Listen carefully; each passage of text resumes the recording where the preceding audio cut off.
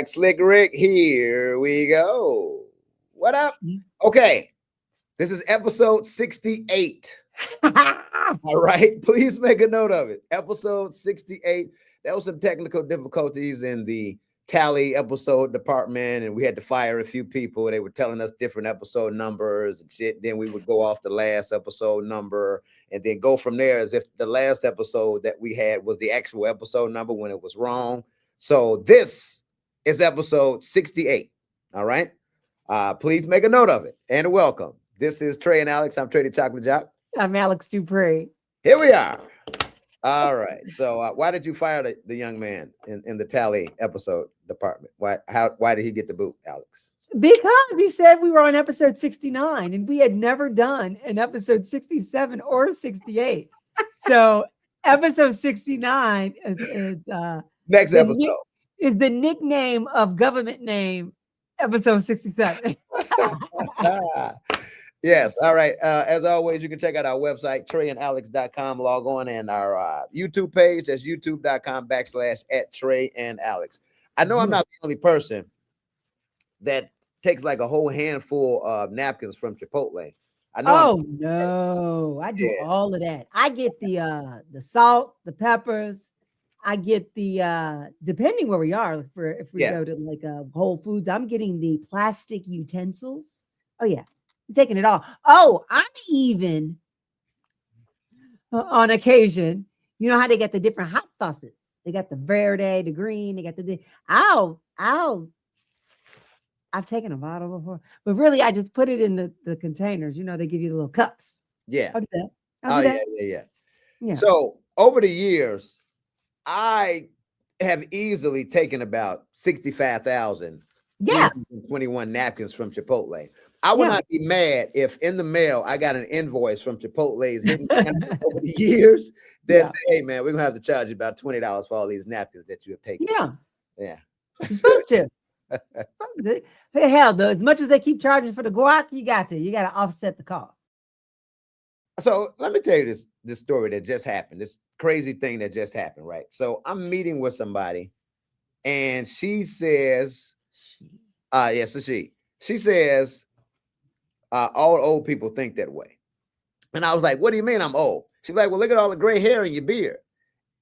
That's when I got insulted, because I've been saying this to myself, like, what's up with the gray? Like, should I, because it all started a few years ago when I looked in the mirror and I saw one little speck of gray. And I said to myself, I don't like you, gray. Get the hell out of here. So I plucked it, not thinking that it would come back a day or so, maybe let's say a week. Here's another one. Not only did that one come back, his cousin popped up. Don't think the old wives' tale. Don't do that. You pluck one, three more come. It's an old wives' tale. It's not true. Yes, it is. Because look at this damn beard. And this has come from me plucking and plucking and plucking and plucking. Well, stop plucking. But let me also do something. I don't think you really give a shit, but I'm going to tell you anyway, because that's what I do. I'm listening. Okay. Fun fact, because this is something I always did in radio. I did useless information, right? Fun fact. There's no such thing as gray hair. It's white. It's white. There's no grays. It's just how it blends with your other color that it looks gray. But there is a hair museum somewhere in the middle of this country, whether it be Oklahoma, Kansas, or someplace. And I watched some shit. Not a hair museum. There's a hair museum where this woman is collecting hair, and they're somewhere in the middle of this United States, this Midwestern part. And anyway, I saw it on, I don't know, one of them channels, the Travel Network or something like that. And anyway, so just fun fact. Okay. They're white hairs. Yeah. But I'm coming to terms that I'm getting older. I'm no longer your homeboy or your homie. I'm Unc. Yeah. You got white hairs in your pubes yet? Not yet. I've been down You're there. a liar. There's no way you have all of that white. No way. No way. You ain't looking good. Do you use a mirror and do you look? I look down there. Yes, I shave down there periodically. Nothing's white yet. I haven't seen anything white yet. There's no way you have all of that white in your beard and you do not have white pubes. There's no way. I promise you, I do not have any white pubes down there that are nothing that I've seen. And I shave a lot because I'm a hairy cat. So I'm shaving at least once a month down there. You know, I'm But Trey. are you looking with a mirror? I'm not. It's not that serious. No, I'm a black dude. I'm dark skinned. It's easy to spot a white, That's hair true. down there. You know, That's true. the dark skin just don't stop here. It goes down there as well. You know. Fair enough. Fair enough. Yeah. So just Okay. coming to terms with this whole gray thing, it's Yeah. cool. I'll be you know, because the young girls like that. So you know, it is what it is when it is, because it's gonna be. You know. I don't like it. I don't like it. Huh? I don't like it. You The don't like? young girls. I don't like you talking about the young girls. I don't like it. I don't like it. So my young girls is like late 30s. That's my young. Okay. Because if you in your 20s, I can't tell you Oh nothing. no, don't do it. Don't No. do it. It's a bad move. I would assume that dating somebody like in their 20s, being in the mid 40s, is like I'm dating my daughter. You know what? Oh, that's true. That's true. Yeah, my daughter's in her mid 20s, and to take that whole factor out, just like what do we match? Like how are we compatible? Yeah, I can put you on the stuff that went down in the 90s or whatever. Well, Put me depends. Happened maybe, 15, 10, 20 years ago, but am I really going to care what you like? It's easy for me to put on to her what I like and what was dope back in the 90s, as opposed to me liking this dumb shit that's out today. Yeah, but I'm just going to give a shout out to some people who are old souls and they have educated themselves on older stuff. They grew up around like adults, like their parents. They were always with their parents and their uncles and their aunties and stuff, and so they know older people, because I was that older person. So when I was in a relationship with somebody 15 years older than me, there was nothing they didn't know that I didn't know. I mean, like I was an old little girl. Yeah. I guess the dynamic works depending on the person, Yeah, it's different. But in average, yeah, fuck them 20-year-old girls. Yeah, I've dated somebody that was 10 years younger than me, and it wasn't a problem, to be honest. She had an old soul, Yeah. And it's not like I'm, 50s and 60s walking around in my cane. I was in my 30s and she was in her 20s at the time, maybe. Okay. I'm remembering back. So we were compatible in that way until she started getting immature. So it happens. It happens. All right. So this Sherrone Moore story is crazy. Tell me you've heard about it. I don't know the details. You tried to mention it to me like yesterday when we was talking, but no, give me the details. I need to know. Okay. So Sherrone Moore is, well, first of all, let me just give you a little backstory on who Sherrone Moore is. He was a former assistant coach for Michigan State Wolverines. He was under Jim Harbaugh. Jim Harbaugh, of course, former Bears quarterback, head coach of the 49ers. Now he's the head coach of the Chargers. Before he took the Chargers job, he was the head coach of Michigan. He had a scandal going on, with the NCAA, and that he was dodging those charges, and that's how he ended up going to the NFL. Sherrone Moore was his assistant coach, young guy, brother, 39 years old, head coach of the Michigan Wolverines, right? Okay. He was just fired yesterday because the university found out that he was cheating on his wife, right? Yeah, you're supposed to be a great role model to these young men who are playing football. And so he must have a morals clause in his contract. Yeah, he got fired for cause. Yep, got fired for cause. $13 million he was supposed to make a year. Total, it was like 40, 50 million over a few years or so. Jagged it all completely. So he was fired. Now, here's where it gets crazy. Now, his side piece was working with him on staff, of course, at Michigan. Yeah. Now, both of these young ladies are white, and not that it matters, but he's a brother, and both of them are. His wife's white. He's married, and his side piece is white as well. That's all that matters in that. It doesn't matter, but I just had to say that. So apparently, after he found out that he was fired, he threatened to take his own life during an argument. Now, this is according to authorities. He threatened to take his own life during an argument with his wife, and then he drove to the side piece's house, who he was having an affair with, forced his way inside, held a knife to his own throat, threatening to harm, to unlife he and her. Police found him at a nearby church and arrested him.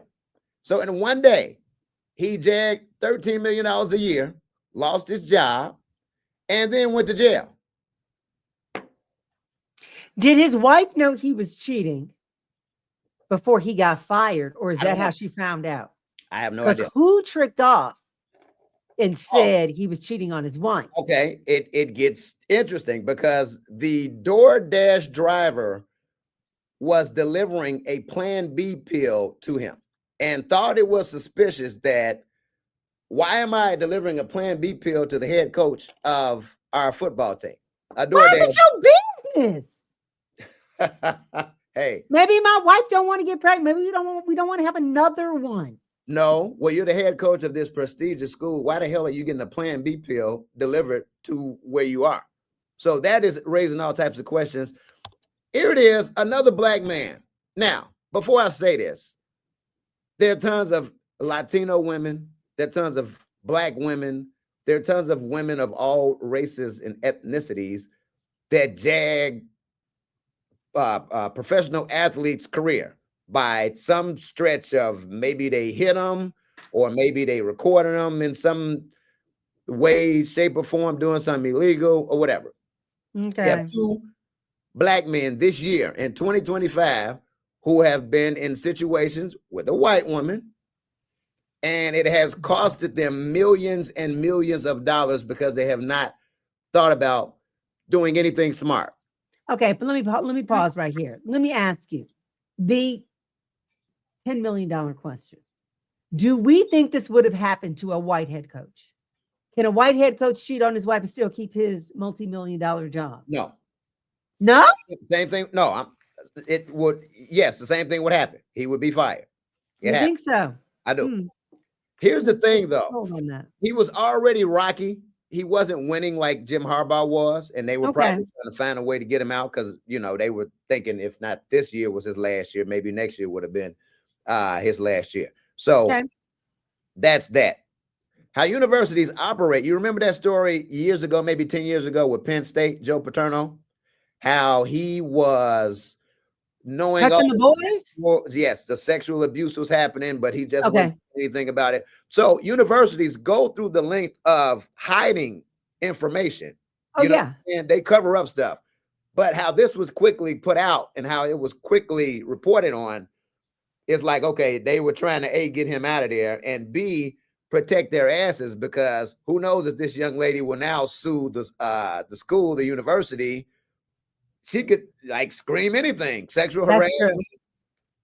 So just a sad story of a young man who had all of this promise, you know, as a head coach in the NCAA. Now he has that stank on him that, you know, can he bounce back? Who knows? Ume Odoka, he bounced back. That's the head coach of the Houston Rockets now. This is the guy that was with Nia Long, who was fired from his Boston Celtics. He was messing with Nia Long. So who knows?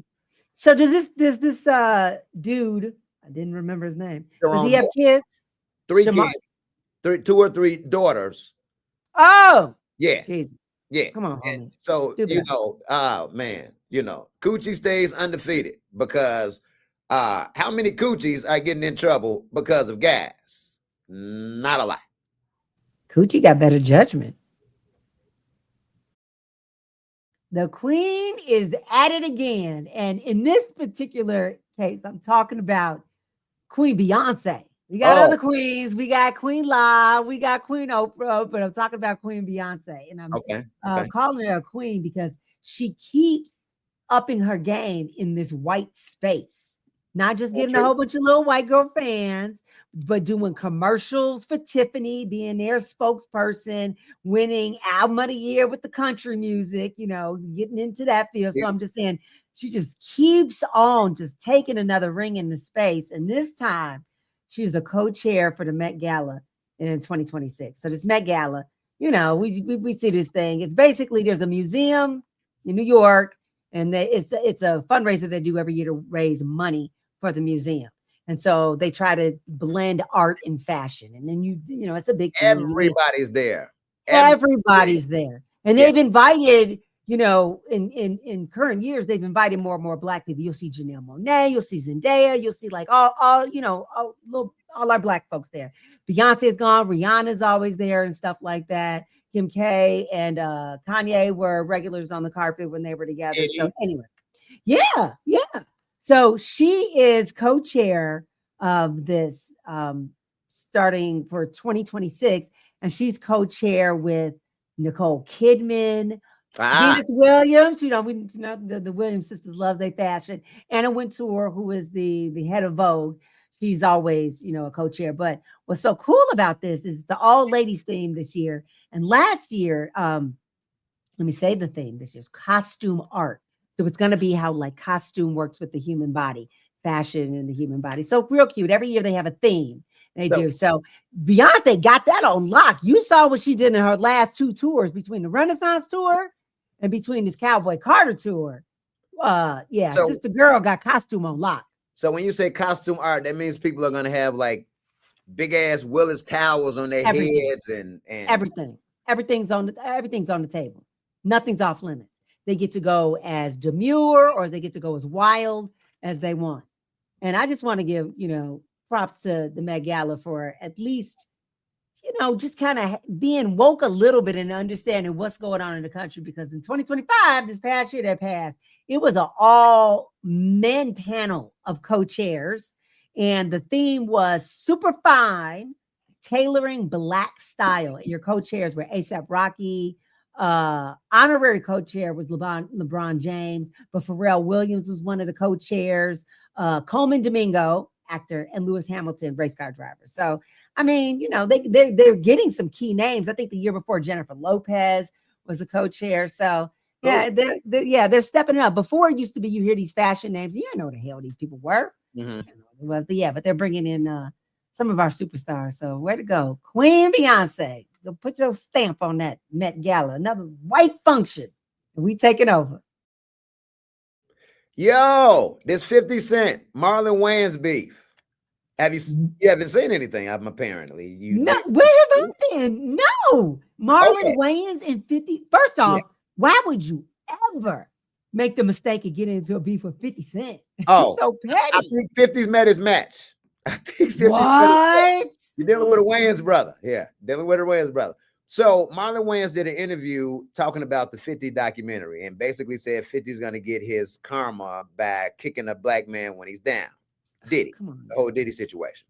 That prompted 50 to go on a gram and, put up white chicks AI memes, and then Marlon Wayans coming back with, so they're going back and forth. I think it has stopped. I don't know. But Marlon wanted to, for sure, let people know that he's not on Diddy's side. He's just talking about what 50's doing to Diddy. He's not on board with anything that Diddy has been accused of. He's just like, why is 50 doing this?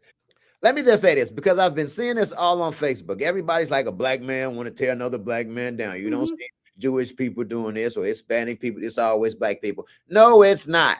No, it's not. Here's a situation where 50, who is a TV film producer, found a story that he could make some money off of, and he's profiting from it. Simple as that. Now, I'm not saying that Diddy didn't do anything, because we all know that he did. Yeah. And this isn't a situation where it's like 50's making this stuff up and just these people come forth and they're all spitting facts. The R. Kelly documentary, all facts. It was a black woman, wasn't it? Dream. I want to say her name was Dream Hampton and some other people. All those were facts. Huh? Okay. Yeah. I said, Dream did it. Yeah. She was behind that R. Kelly documentary. So I want to have people stop talking about that. Here's a black man trying to put a black man down. Yeah. No, the black man that's been put down is the black man that did all this dumb shit. Yeah, so, Diddy did it to himself. Yeah, no, 50 and them happen to have a beef, but 50 is about that money. He's a big man. Yeah. And so he was, and you know what? The most savvy thing he did, let's just take all emotion out of it. The most savvy thing he did, and I still don't know how he did it. Me and you talked about this. How the hell did he get Diddy's own footage? I'm gonna tell you why. I'm funny you say that. Now, the photographer released a statement today and basically said, look, I was out of town for 3 days. This was a guy that was filling in for me. And I guess 50's people contacted the guy. They were following Diddy, I think they said, about a year or so. And it was a whole production. The guy that filled in for the main photographer went in there for 3 days, got the footage, sold it to 50, cashed out, and here we are today. I love it. I love it. I love it. Oh man. And I bet you he didn't get paid because Diddy got arrested. And you know, even if Exactly. you sign something, I don't know if it's breach of contract if you weren't paid. Right. You know what I mean? Like that's the thing that's supposed to solidify the Yeah. contract. I ain't no lawyer. I don't know. But I bet you there's a loophole in there where he can't get sued or anything. Fam went on vacation. Somebody else slipped in, got the bread, and was like, holla. That about does it for episode 68. Thank you. We'll owe you one for the 69 on the next episode. Thanks for tapping in with us. Of course, youtube.com/@Trey and Alexx, or our website. That's treyandalexx.com. Stay blessed. Subscribe to our YouTube page. Please. We suck on YouTube, but we're dope in real life. Okay. youtube.com/@Trey and Alexx. Y'all have a blessed one. I'm Trey the Choklit Jok. I'm Alexx Dupri.